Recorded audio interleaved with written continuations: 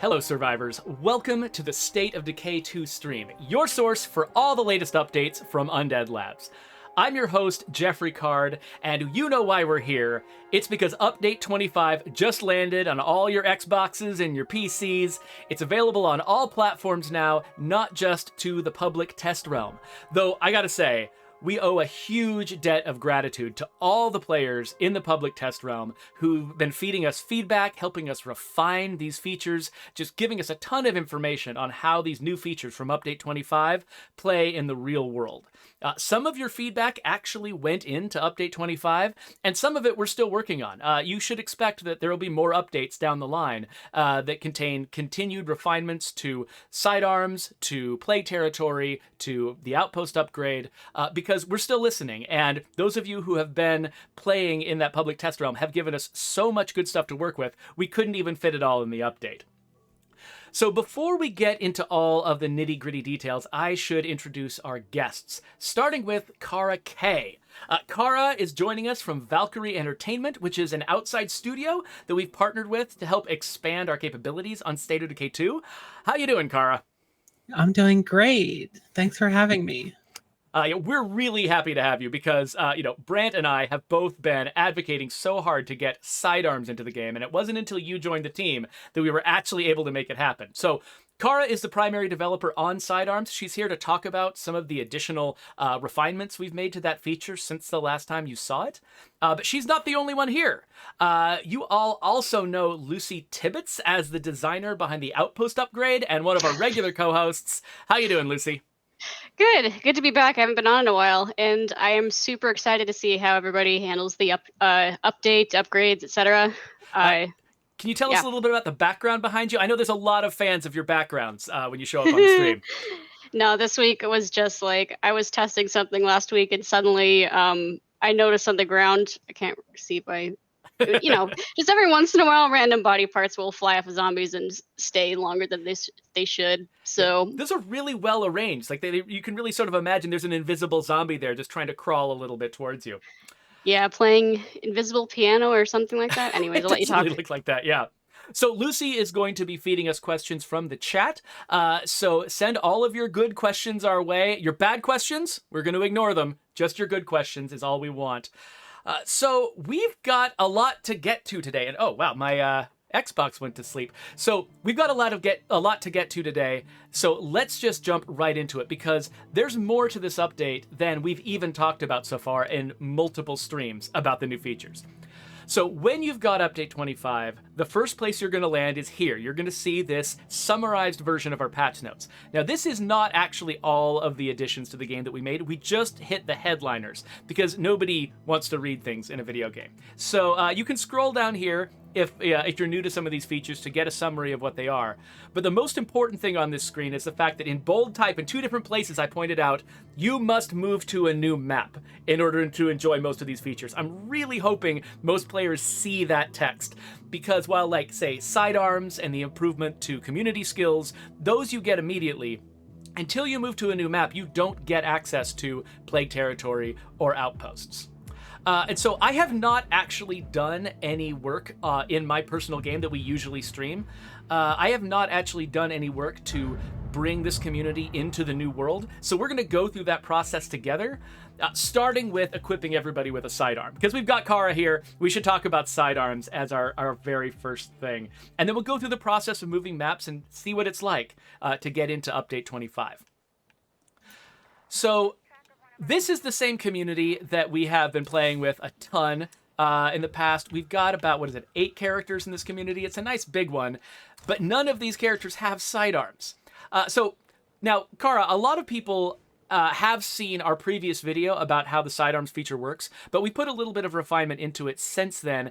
And a lot of folks, our patch note streams tend to be our more popular streams. So there's a lot of people who don't actually know how the sidearms feature works who are going to be watching this video later on. Do you want to give players just a little bit of a primer on what has changed? Sure. Basically, any ranged weapon that would go onto the character's hip is now equipable as a separate sidearm slot. So you've got your pistol on your leg holster, and then anything that would go on your back, both of them are going to be active at the same time. And you can press either Y or 2 for the default keybinds to swap between them. Yeah, so let's grab her. So this character has already got. So because she was carrying a Devilette revolver before I got update 25, she is still carrying that Devilette revolver on her hip, and it has showed up in the sidearm slot. But if I want to grab her a second weapon, I could grab her, say, the Graveyard Shift, equip it, and now she has got both of these weapons. You can see she's got the Graveyard Shift hanging on her backpack, and she's got the Devilette on her hip. So now, when I'm aiming my Devilette, I can just hit the Y button, and you can see over there on the side of the screen, you can see that there's the Devilette is highlighted, and then she can switch. If I just press the Y button, she can switch between the Devilette and the Graveyard Shift. And it's really fast and smooth. We've done some rearranging of that weapon HUD and a couple of other UI pieces to facilitate the sidearms. Hey guys, I know this was a question for me, like when I first tried sidearms. What happens to like weapons that have the multiple fire modes? Like, has that control system changed? The fire modes are all the same for all of the weapons. The button may have moved. Yeah, so originally, and this is actually going to be new to players, even in the public test realm, when we originally shipped this feature, we actually put the fire mode button on B, right? Because this was entirely my fault. I was imagining the way that I play the game, and I was like, well, I never dodge while I'm aiming my gun. I aim my gun when the zombies are far away, and I stop aiming my gun when the zombies are close. So I never need to dodge anything. And so I was like, yeah, no big deal. We'll just use the B button. And you know, people, Carl will remember, people raised concerns. I was like, no. It's totally fine. We could just do this. But we put a question on the survey about it, and then players definitely reported back that they would rather be able to dodge while they were aiming their gun. And so, my apologies to Cara. I've already apologized to her. She had to go back and do it again in a different way so that now you actually can dodge to the side while you're aiming. And it's kind of funny. While we were working on this, I did get into a situation in my personal game where absolutely I was aiming at a bunch of zombies and I saw a zombie coming in from the right and I was like, ah! And I was like, oh crap. Now we need to definitely do this feature the way that the audience was saying we should. I was wrong. So yeah, so we stuck it on, like, you know, we've got your flashlight is on up on the D-pad, and then your fire mode is on down on the D-pad. And so those actually kind of, you know, match pretty well. Normally down on the D-pad is your inventory, but who needs to open their inventory while they're aiming the gun? Inventory is definitely one of those ones where you don't, I don't know if there's any players who tend to hold down the left trigger continuously, open their inventory, do a bunch of stuff, and then come back while still aiming. That doesn't feel like a thing that's a normal path for players to follow. So the thing is, I've got a ton of guns in my supply locker and a ton of characters. They all need sidearms. So while I'm working on that, Cara, how did you get into games? Let's get a little bit of background on you while I'm trying to get all these characters equipped. Well, I have been a gameplay dev in some form or another for the past 10 years. I've worked on many different kinds of games, platformers, mobile games, and this is actually my first big AAA title to contribute to. So it's been a lot of fun, actually, being on such a big team with a bunch of industry veterans.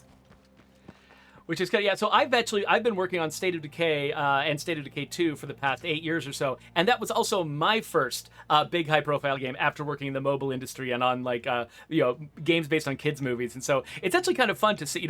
There's a lot of people who get a lot of experience in other parts of the industry that don't get a lot of attention, who are often very ready to start working in this part of the industry, making bigger scale, larger budget games. And it's really fun seeing the talent and experience that people who have gotten used to smaller games, much tighter budgets, much tighter schedules, and sort of the efficiency and the professionalism that they can bring to games like this. So yeah, so I've got this guy. He's gonna grab. So this guy's got a submachine gun in his back. He's got a revolver that he can switch to. There's actually Jeff, yes, go ahead. Can you actually, we had Dougie Fresh 505 ask, to clarify, is a sidearm any single-handed gun, right? Actually, there is, I believe, sawed-off shotguns, which now get equipped to your hip slot. Yeah. And since it equips to your hip slot, that means that it is a sidearm. Yeah, so the way that you can tell if a particular gun is a sidearm or not, like for instance, we've got the mare's leg, which is, it was actually one of the guns that sort of helped us bridge this gap a little bit between, sort of define the boundaries between what is a sidearm and what is a primary weapon, because the mare's leg has always been carried on your hip. It's considered to be a pistol, even though it's incredibly long, especially if you've got a nice suppressor on the end. You sort of aim it like a pistol. You keep it on your hip like a pistol, but it is long like a rifle or a carbine. And that kind of broke the, kind of broke through the barrier a little bit and made us realize we don't actually have to have something be the size of a pistol to put it on your hip. You can put anything on there. Now, if we put a really long sniper rifle on there, it's going to be clipping into the ground and looking ridiculous. But we didn't do that. So but we did put several shotguns in that slot. And I don't think this community necessarily has any shotguns that are in that category. I don't know if they do. Let's see. No, I do. I've got an 870 sawed off. There we go. Okay, so let's drop that mare's leg. Yeah, so I've got a sawed off shotgun now, and I don't know, let's get them some kind of like sniper rifle maybe. Everybody needs a spare shotgun. Absolutely. So this is 5.56. That's a 12 gauge. Let's take this guy out with these particular weapons. So let's say I've got 5.56 here as backup. Let's grab some 12 gauge. And so now you can see that this guy has got a sniper rifle hanging from his backpack, and that's normally what he can use. He can zoom in, snipe zombies from afar, that sort of thing. But then if he gets into a pinch close up, he can switch to his sawed-off shotgun.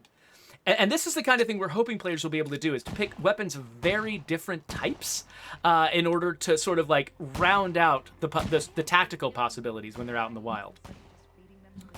So let's see here. So yeah, so sidearm swapping, it sounds like a lot of players have recommended this feature. This is something that it actually showed up in our wish list more separate times than any other feature anybody requested. And to a lot of people, it just seems like a really straightforward thing. Like, just add another slot and then you can switch weapons. But it actually turned out, like when Kara started looking into it, it actually turned out to touch practically like tons of different places in the game. Mm-hmm. Yeah, it was definitely a journey, because something like this, you're not expecting that dozens and dozens of different systems are assuming that you only have one ranged weapon. So just having to go through all of these places and making sure they all know, okay, well, it could be one of two different slots that you're checking for either a quest or for talking to traders, or editing your friends' inventory. So yeah, that's right. It was so many. It was a lot. Because there's basically, the inventory always looks the same. It's actually like, it's several different menus that all look the same. And you have to implement a change like this in every single one of them. And it can be nuts. And like, for instance, you ended up needing to come up with a solution to attaching mods to weapons. That was a complex one that we had, wasn't it? So do the sidearm changes also come to modes like Daybreak and Heartland? I believe, correct me if I'm wrong, Cara, I believe Heartland, yes, Daybreak, no. Is that the right answer? Technically, Sidearms is in Daybreak, but I don't think any of the weapons in Daybreak are hip equipped. That makes sense. Okay, yeah, that does make a lot of sense. I think that there might be like maybe one pistol that's like the Clio pistol that no one ever uses, and so good luck. But yeah, it definitely Analytics analytics will just see that pistol go way up in the usage chart. Yeah, Right. probably so. I was just going to say that, yeah, but like it turns out it actually is easier to implement something like this everywhere than it would be to try to separate it, I imagine. Like trying to implement it only in the core game and not in Heartland would probably be a much bigger challenge than just doing it everywhere. Yeah, for sure. So one thing, it was kind of like, I don't know, talking about sort of like weird stories that happened along the way, you actually ended up discovering an exploit that I didn't even know about that players could use. Do you want to tell a little bit about that AI exploit that you found? Sure. I was making the AI, understand that they had a sidearm and that they could switch to it based on if they need to reload or if they have a jam in their gun. So in the process of fixing that, I found out that it was actually coded that when a AI character broke their gun, or if they were given a broken gun, when they would go to shoot, they would fix that gun for free. So if you had any number of broken weapons, you could just put that on the AI character, take them out with you, and they would fix all of your guns. And the funny thing was, like, because you were just looking at it from the code side, you found out the way it worked, and you were like, "Oh, well, this is the way it works," and you just assumed that everyone knew that that's how it worked. And when you started I swear, talking to me I put a about post out. I was like, I'm pretty sure this is an exploit. I don't know how nobody's found this yet. That's how we all wish it worked, right? Yeah. And so there actually were players out there who were using it who got very, like, when I tweeted, like, "Oh my gosh, one of our programmers just found this thing. I didn't even know this existed. Why did no one tell me?" A bunch of people were like, "Oh no, you're gonna fix it." I'm like, yes, we are, because that's ridiculous. Like, there's no point in having a sort of a weapon repair system if you're gonna have like an exploit where characters can fix it for free. And so that exploit is closed. There's also an ammo duplication exploit that could be done in vehicle trunks that we've also closed. So some of those exploits are gone. You're gonna have to play the real game as designed. Sorry, everyone. But that's how it goes sometimes. So let's see. So dodging while aiming, that was something that came from audience feedback. We also fixed a problem that some players highlighted that included like floating magazines, which I think Kara also got a fix in for that, where it used to be that sometimes if you were reloading, tell me if I'm right. It's like if you were reloading the pistol, you would also see the magazine of your assault rifle start flying up into the air like it was being animated too, something along those lines. It was possible to reload the other gun when it was not equipped, and you would see that animation of the other gun play out. So it's like a poltergeist had grabbed the magazine, wiggled it around in the air, and stuck it back in again. Even funnier, since that gun was no longer equipped, the animation states couldn't finish out, so it would you'd see the clip dangling on the gun infinitely, and it looked really funny. So we have players who in the public test realm to thank for the posting videos and helping us find these bugs. I know at least that one in particular, I know that I saw a reference to it in the YouTube video. That's what sent me hunting it down to prioritize it. And so that's why it's been really helpful to have this public test realm where players could play our these features early, give us feedback, and let us know how this stuff works, because we can then put it into action. And so when everyone, the audience at large, gets access to this stuff, it works better than it did before. Now, there are still a couple of fixes and issues that we found that we'd like to make, that we're going to keep working on after Update 25 is launched. For example, right now, we're I guess this is not a weapon that can switch fire modes. Let me find somebody who had one of those. Who had a weapon that can switch fire modes? Was it Dale? Let's see if Dale has one. Not that revolver. Oh, no. Stop interacting with that person. Not that revolver, but also, one. Hey Geoffrey. Yes. Also, are there any special weapons currently that classify as sidearms? I think the person asked about grenade launchers or crossbows or things like that. All of our grenade launchers and crossbows are large enough they would look ridiculous on your hip. Though I would absolutely love at some point to get like a stockless China Lake or something like that you could put on your hip. That'd be amazing. We don't have that currently in the game though right now. None of the special weapons fit there. Let's get a All right, slingshot operative for word, a yes. sidearm. What'd you say, Kara? Let's get a slingshot for a sidearm That would weapon, be and then you can just lob grenades. Ooh. Okay, so I see some crossover. you'll notice it over there on the aiming HUD.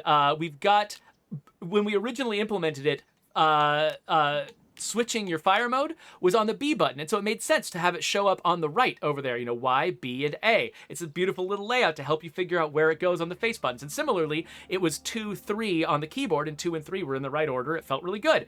But now that we've got it down on the D-pad on the controller to make room for dodge, feels a little weird over there. So we might work on refining that a little bit. We wanted to make sure that your dodging made it into Update 25. But it's a lot of work to not just change a feature, but also change all the UI around a feature. So that's something we might spend some time on a little bit later. And I believe there's also a couple of issues we have right now. There's a crosshair issue that we're working on. I believe that's true, right, Kara? That there's an issue where if you continuously fire in full auto without stopping aiming, the crosshair will get wider and will not go all the way back in. But yeah, there's a couple of those that are slated for the next small update. So, but if you, I believe, correct me if I'm wrong, that if you just release your aim and go back, the crosshair is back to normal again? Yeah. Okay, so yeah, so that's going to go into an update that's coming out pretty soon. We can't give you an exact date on that or whatever, but we are working on that. And there's another sort of soft lock that can happen. Basically, if you're shopping for weapon mods, don't try to equip a weapon mod directly from the trader. That can cause a soft lock. And it's a pretty rare path for players to follow, so I'm not expecting a lot of players to run into it, but we're going to get it fixed as soon as we possibly can. And that's it. So that's the sidearms feature, which is the one that we can do without moving maps. And so that's what we wanted to do that first. Kara, thank you so much thank you.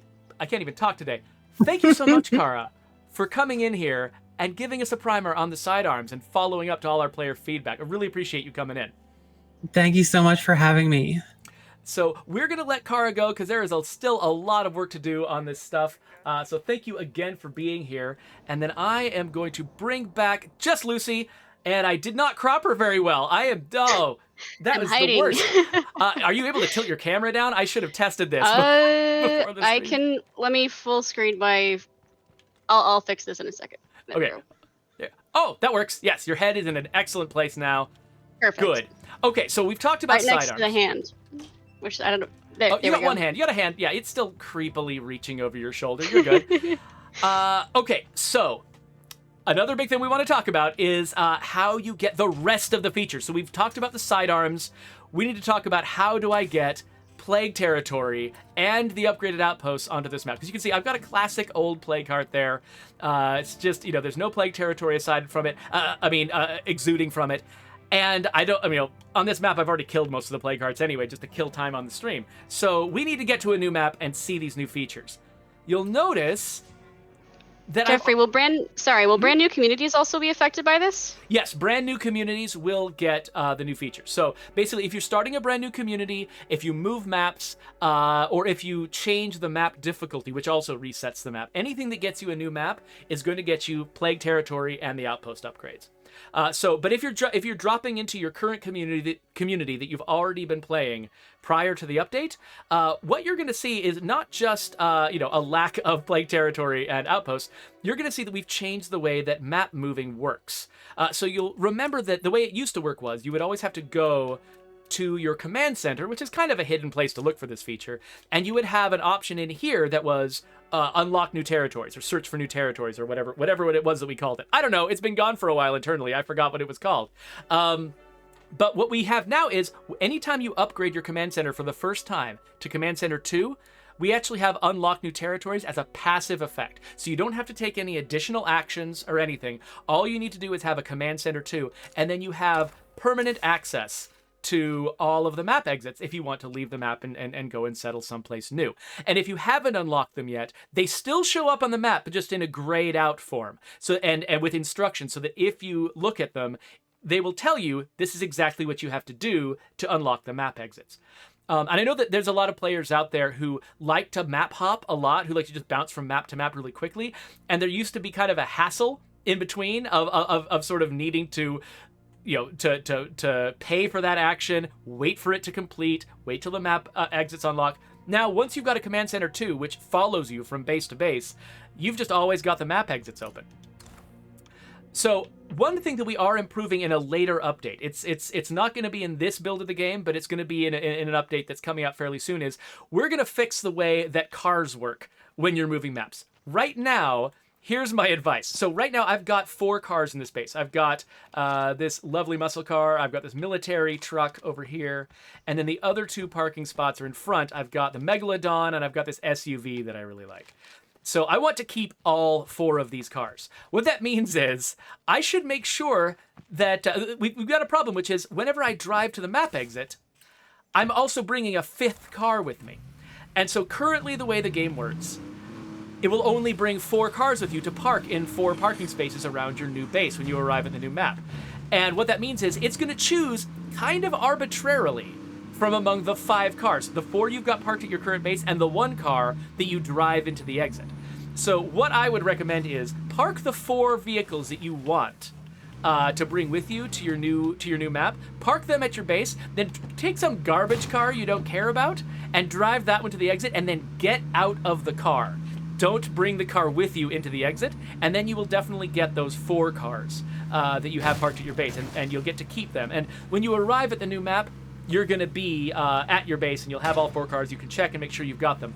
But in a future update, we are planning to change it so that you can actually bring 5 cars with you. So you can have the 4 cars at your base and have the 5th car that you drove to the exit all arrive with you at the base. But right now, that's not the case. So make sure, if you want to keep all 4 cars at your base, you get out of the car before you walk to the map exit.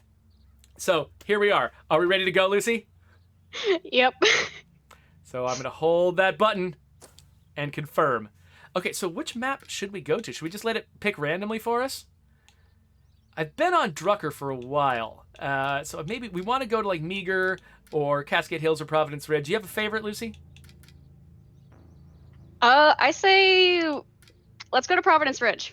Providence Ridge, which is not that one. It is this one. Yeah. All right, and then let's keep... Okay, map difficulty. You know what? Let's raise the map difficulty so we can see some nice plague spreading all over the map. And keep everything else at dread because that is my level, and we will accept. And we'll watch a lovely loading screen as we are getting to the new map and everything's getting set up. So yeah, so we're going to arrive in this new space with our community. You can see we're sitting here at the Firewatch Tower. I'm going to run down here. But before we go down, actually, let's look at the map. Oh, you know what? I set it to Nightmare, so I can't see the Plague Territory yet. That might have been a foolish decision for someone who wants to show Plague Territory happening really, really fast. But Well, you could lower the difficulty again. I guess that's true. You know what? Nothing's stopping me. Let's do that. Let's go down to Dread. But that was in response to player feedback. Originally, we were thinking that we would just always show all of the Plague Territory all the time. But players, definitely let us know that what they really wanted at those higher difficulty levels was the ability to scout the Plague Territory themselves. Okay, so now this is my Dread map, which still has a fair amount of Plague Territory, but now you can actually see it from the outset, unlike Nightmare and Lethal, where you have to discover it yourself. So you can see that I've got this feature, and if I'm looking on the map, oh look, there's this lovely outpost over here that used to not be on this map. And I can't, we can't see it because I've got Lucy covering it. But this is the New Hope Church. This is one of our landmark outposts. Actually, I think one of our more interesting ones, which Lucy has, I believe she's talked about it a little bit in the past. But that's sitting there waiting for me to, eventually claim it and decide which one of 3 strategies I'm gonna use with it, and which one of 3 advantages I'm gonna give my community. But yeah, so I've now got this new community. It's, not new community. I've got the same old community, but they've moved to a new map. We're ready to tackle Plague Territory. And for those of you who have not been watching our videos so far and maybe don't know what this feature is, we should probably give them a quick little summary of both Plague Territory and Outpost. Actually, do we want to start with Plague Territory or Outpost, Lucy? What do you think? Well, I mean, we kind of have to do both because some of the outposts are claimed by Plague Hearts, aren't they? Yeah, pretty much. I mean, these 2 features are really designed to go together because we've got, Plague Territory. The basic idea of it is each time you've got a Plague Heart on the map, instead of the Plague Hearts just occupying a single site, and that's the only site you have to worry about, they spread out this mess around them, this red splotch on the map that covers other sites. And so you can see, this base, for instance, the Lumber Mill is one of my favorite bases. If I want to claim the Lumber Mill, I can't, because there's a Plague Heart over here that's covering it with Plague Territory. If I want the right to claim this base, or this outpost, I have to first defeat this Plague Heart, which is a really, new thing in the game. The good news is there's only 1 heart there, though. Did you meet the other requirements for claiming the Lumber Mill? Let's see here. I've got enough influence, and I've got enough people. Maybe that's what we should try. It's to go after this Plague Heart. Okay, well, I'm going to go to this. So, all right, but when we were adding this Plague Territory feature, we figured that, this is a feature that makes the game harder and it adds new obstacles to the game. And so we wanted to make sure that players really felt like it was worth it. That we weren't just making the game harder just to be jerks, but we actually wanted it to be a more interesting sort of set of decisions for the player to make. And so that's where your Outpost upgrade feature came in. So do you want to give players just a quick summary of like what they can expect to find with the Outposts while I equip? So the special outpost that Geoffrey is going to right now is called a landmark, and each one of the maps gets one of these for now. And it's a special outpost that instead of upgrading it into like 1, 2, 3, you have 3 options that you can choose from and basically toggle between them basically to choose like different benefits for your community. So the outpost he's going to has the tower, like I think it was Sanctuary, Sanctum, and Shelter, I think were the names we came up with. That sounds good, but there were watchtowers, there were beds, or basically almost like a lounge, to summarize. As for all the other outposts, now that for any ones that you use to collect resources from, when you upgrade them, they will produce more resources. You'll unlock the ability to train a certain skill at level 2 of those outposts. And at level 3, you are just producing more and more resources. Exactly. And so you've got, landmark outposts like that are really powerful, and then even just your regular old everyday outposts that you are accustomed to. Oh, there's a bloater. Yeah. That you're accustomed to. Those have gotten better too, right? Yes. I got distracted by another question, though. Oh, yeah. So somebody asked, will claiming a landmark outpost take from the allowed amount of outposts you can claim in total? And yes, they still count as one outpost slot. That's why we want you to think of them as like an additional strategy you can choose for managing your base. You may not. We wanted to design them in ways that it's not always going to be like the necessary critical strategy to take this with you.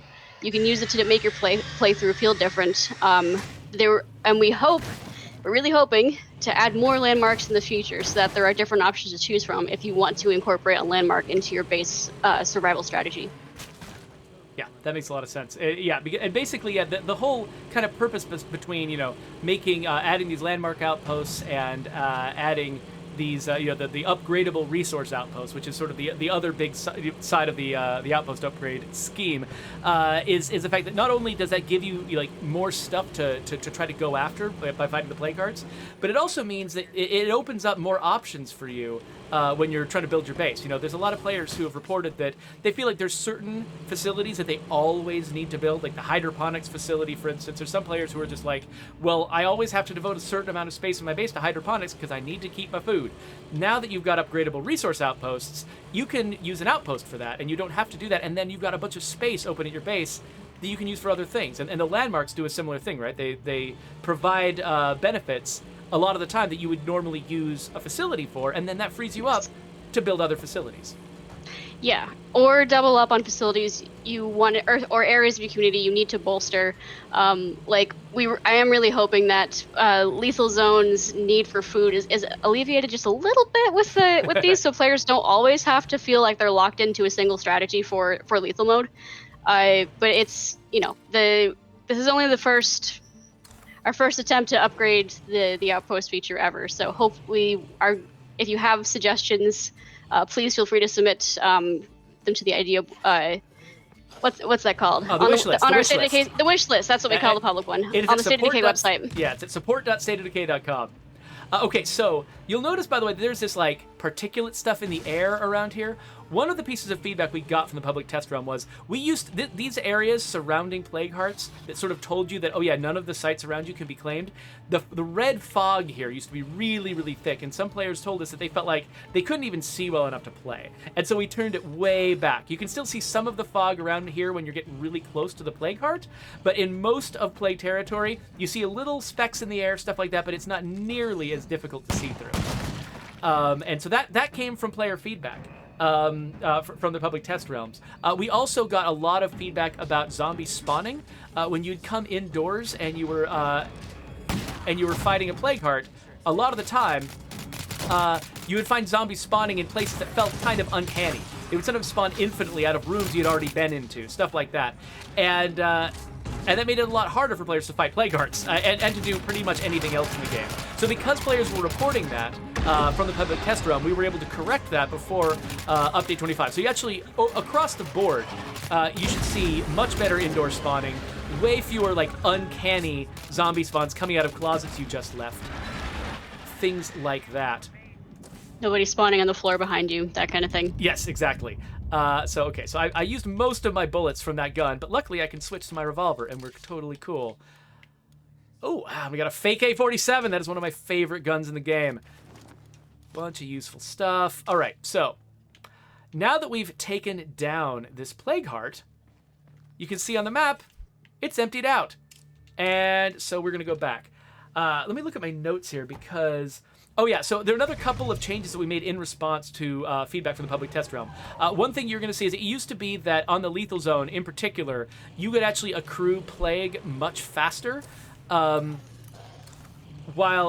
you were within plague territory, but we weren't able to give the player a lot of good feedback that was happening, and we had actually already tuned the plague accrual rate of at lethal so tightly that basically you could barely survive a bloater attack, a plague bloater attack at lethal difficulty. And with the additional plague accrual, you would just die every single time you encountered a bloater. And that part wasn't very fun.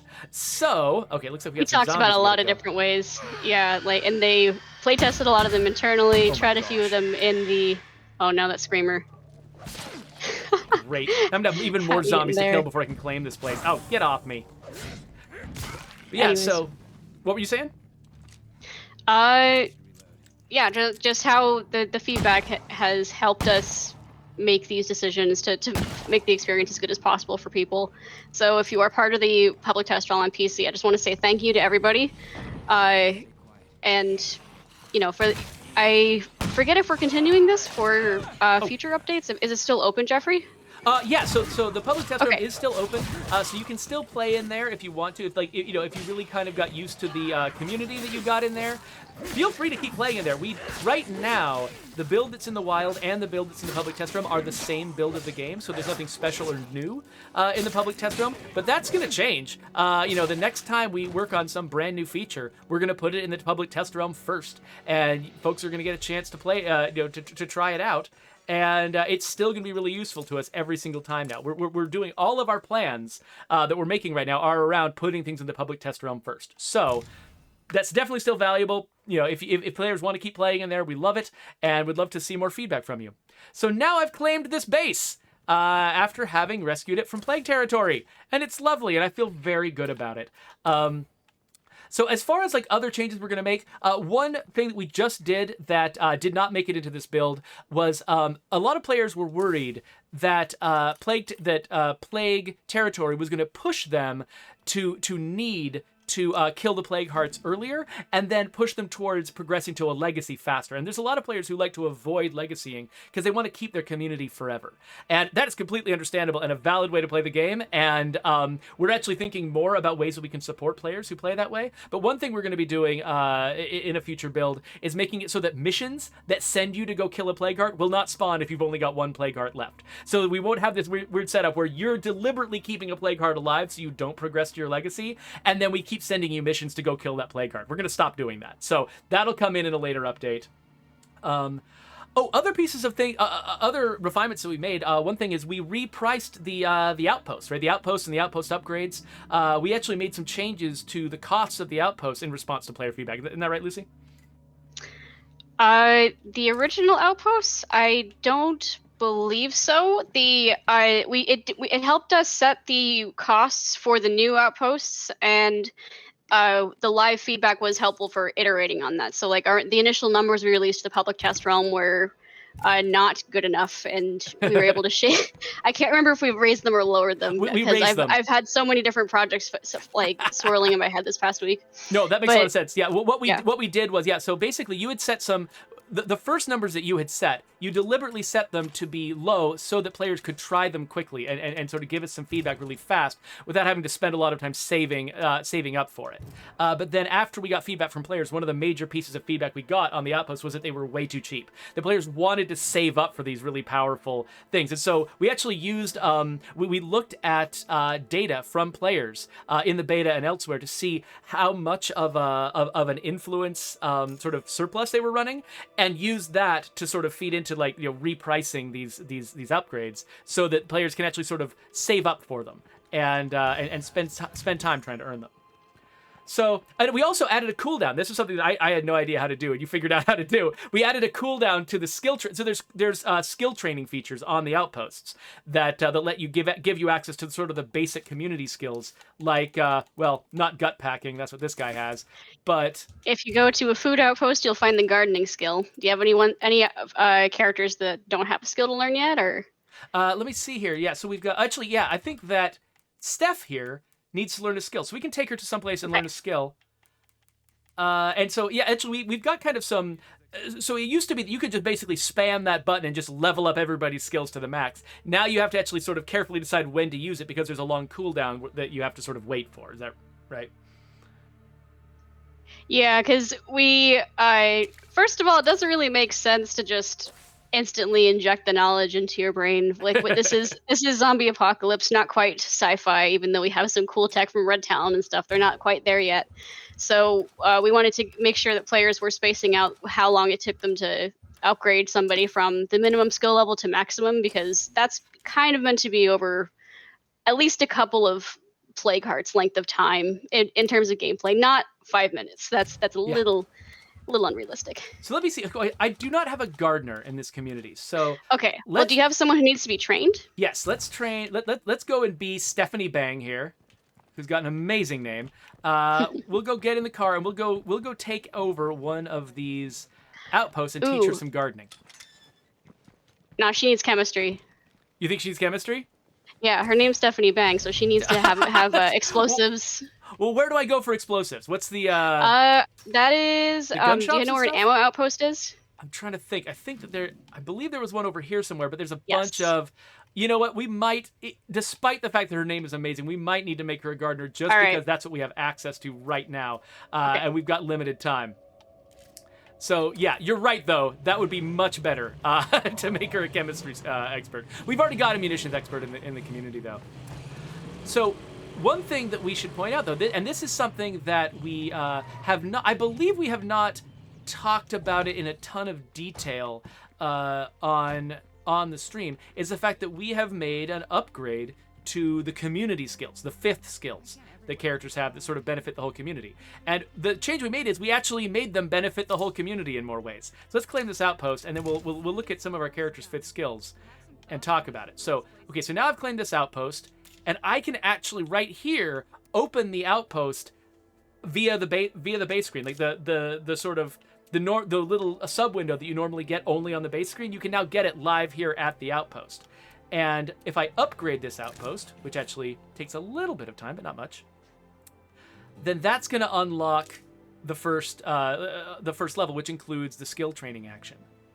So I upgrade that, and now learn gardening is an option I have. So I've got the influence.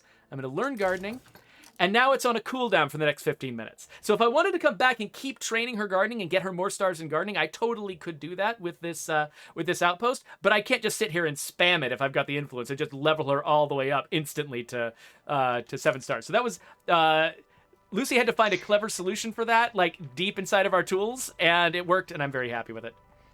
I am too, because it was a little bit of a mess trying to get that to work.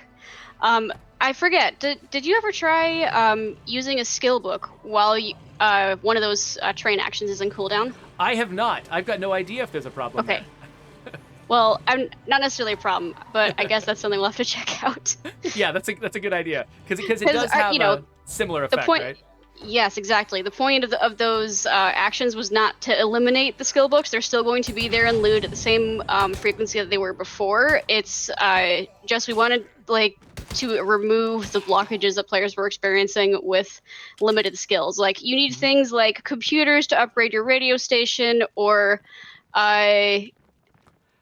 Gosh, that's the one that always hampers me. That's the one that always gets in my way too. Mechanics. Yeah.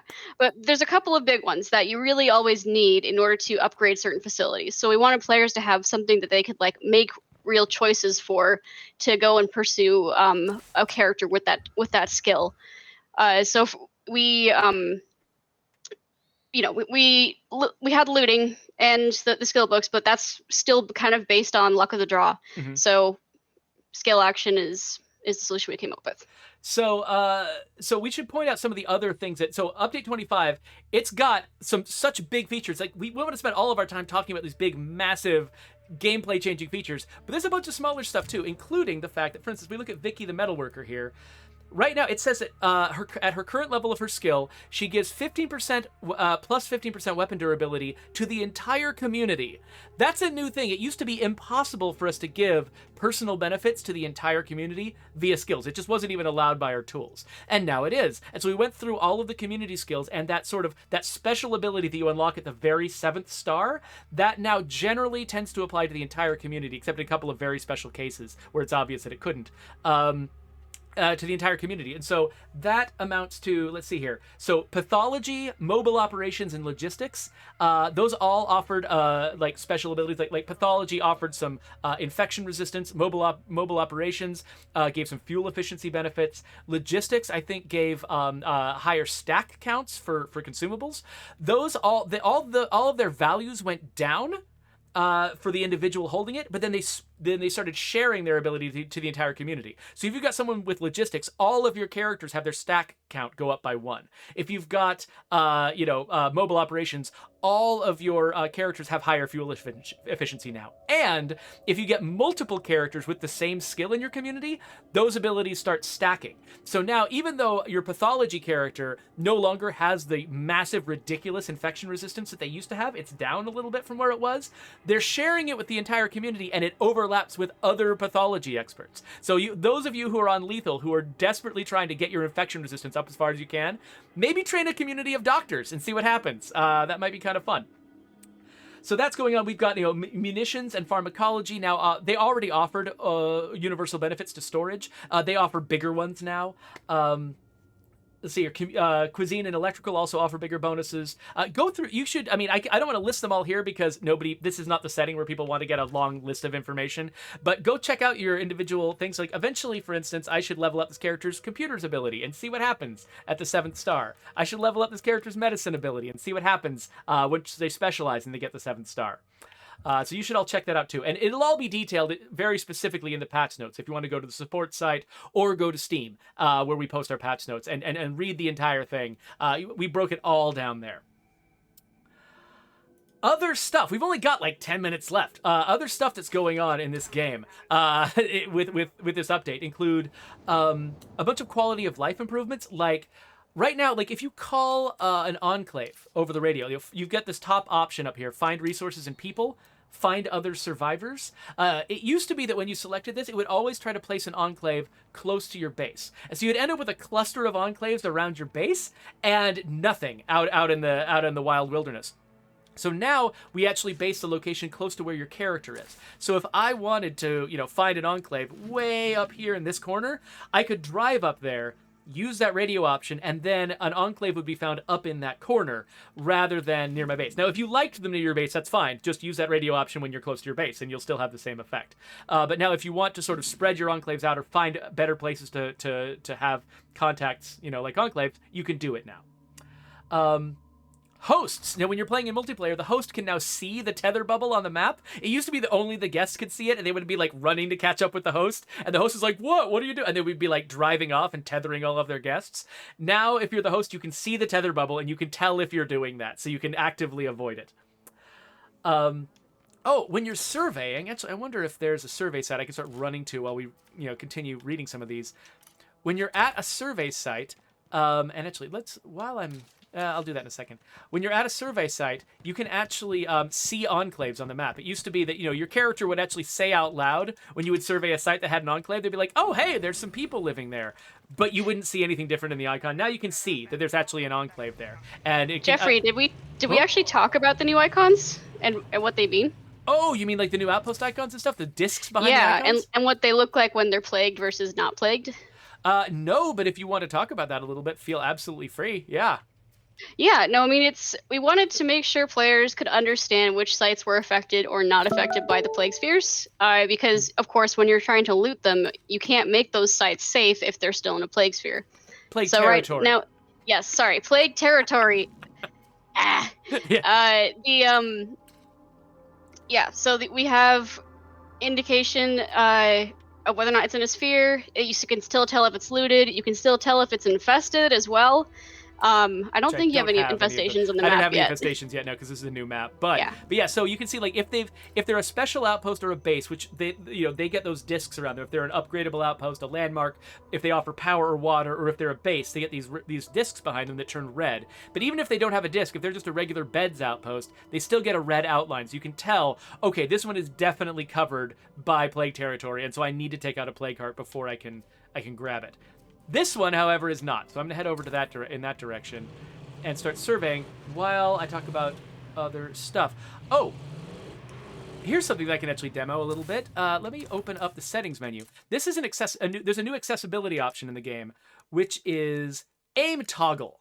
So this is actually for a lot of reasons. There are some folks with some mobility limitations for whom holding down a button for a long period of time can actually be very stressful, and it can be difficult to do. So if you're trying to snipe in a game that requires you to hold an aim button, that can end up being really challenging. And so we offer the ability now to turn aim into a toggle. So instead of holding down the aim button to aim at a zombie, I can just tap it, and I go into aim mode. And my friend is helping out over there. I appreciate that. And then whenever I want to leave aim mode, I can just tap it again and get out.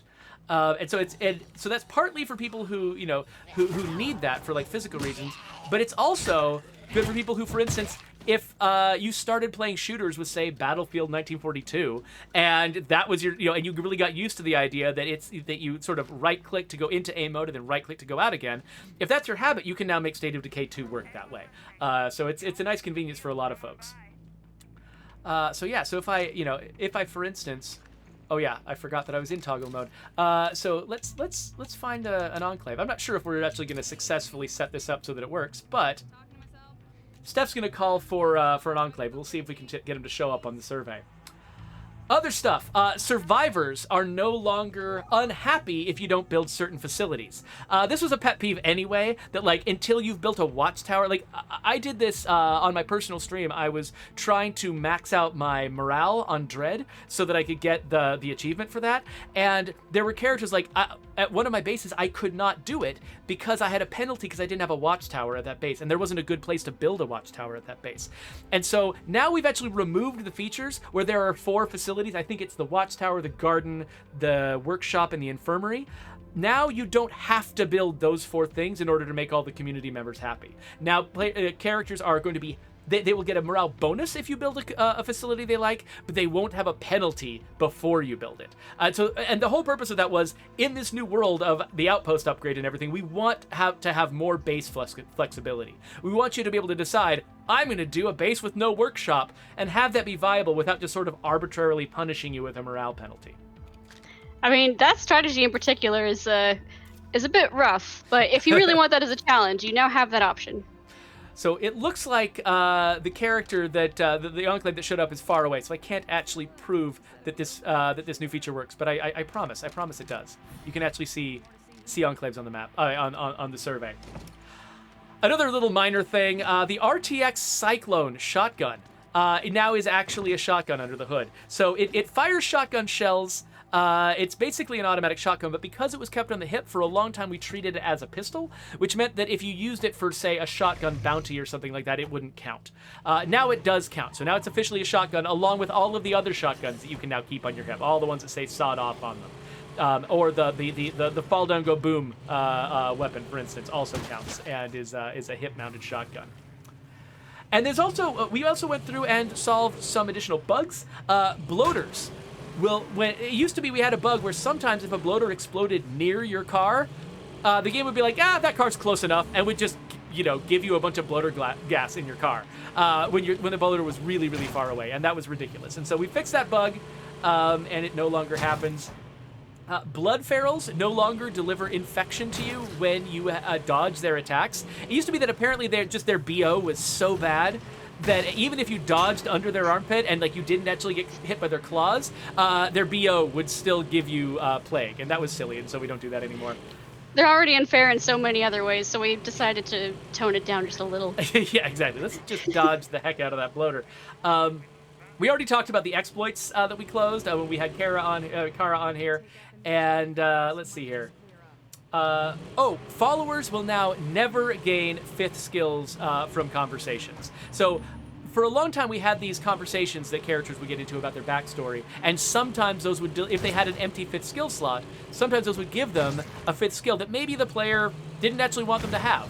And so we had players who would actively avoid ever having a follower, specifically because they didn't want those conversations to come up and give you 5th skills. And so for a while, we thought we had removed all of them, but there was one little straggler. The professional DJ skill was still there. Now, the professional DJ trait, which gives you the music skill, was still there. So I actually miswrote the patch note. If you go look on the patch notes, I misdescribed the way that the fix actually worked. What I wrote in the patch notes was that trait no longer gives you the music skill, so that we wouldn't be filling that 5th skill slot. That's actually not what I did. When I looked back at the actual fix, what I really did was I made it so that conversation that identifies someone as a professional DJ only happens for characters who already have the professional DJ trait.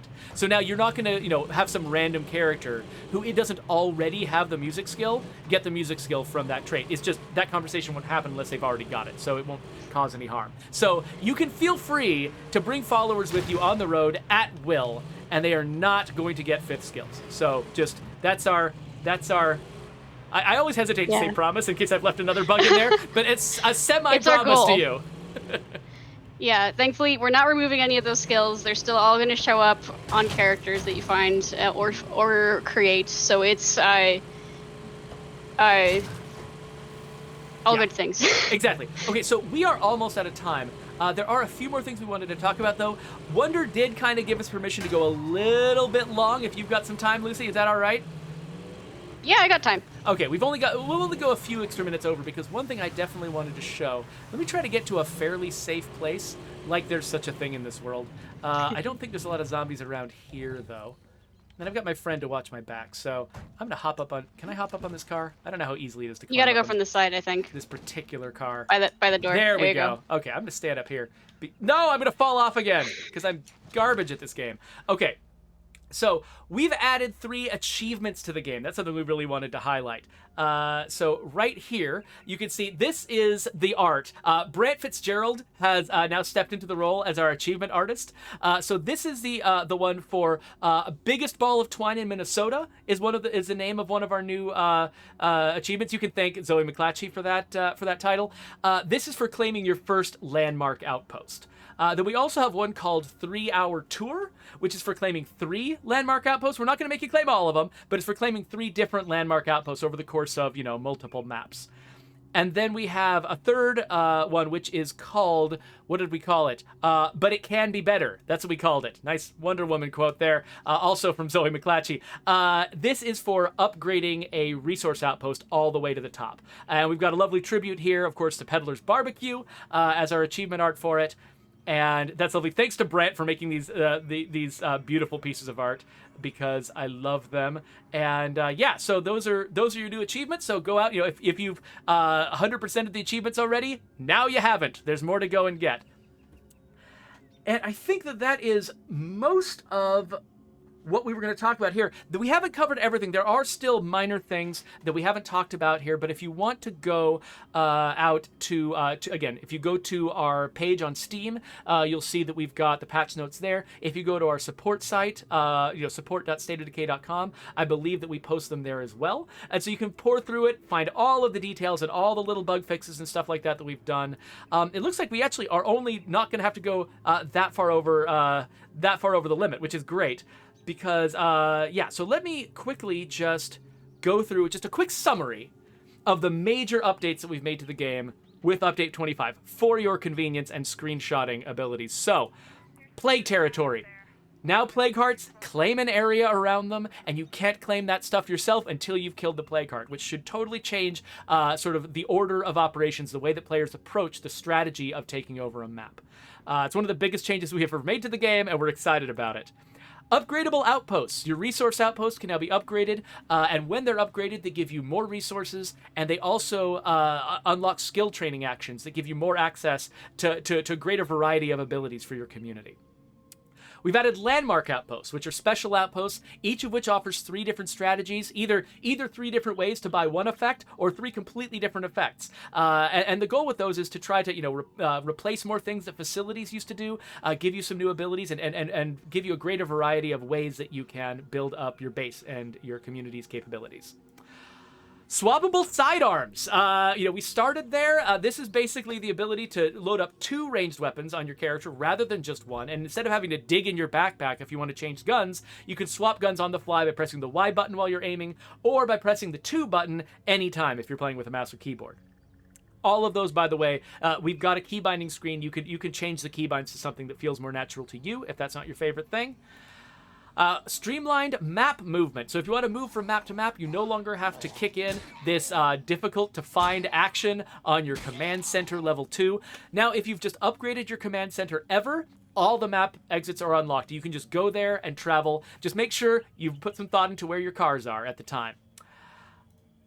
Improved community skills. All of the 5th skills, we've taken another look at them. Most of them, we've taken whatever their final ability was, the thing you unlock at 7 stars, and we've spread it so that it now applies to the entire community and not just to the one character that unlocked it. There's a few where that didn't make sense, or where we already had abilities, like for instance the storage upgrades that extended to the entire community, and in those cases, we made some balance changes here there too. So all of the 5th skills got touched in some way or another. You should check out what they do now, and update your Wikipedia articles or your game wiki articles. And finally, 3 new achievements. And so you can go after those achievements. We just went over those. And lots more. If you want to go to support.stateofdecay.com or to Steam, you can find our patch notes and read about all of the other little details of things that we've fixed. And we're just so excited about this whole thing. We're so grateful to our community for everything that they've done to help us refine this feature, this set of features, and put this update in its best possible shape. And it's going to keep going. This is not the last update to the game. We're going to do some hot fixes to fix a couple of those minor issues we mentioned earlier in the stream. We're going to continue to respond to your feedback. You should expect to see some additional refinements to these features that we got feedback on in the beta rolling in over time.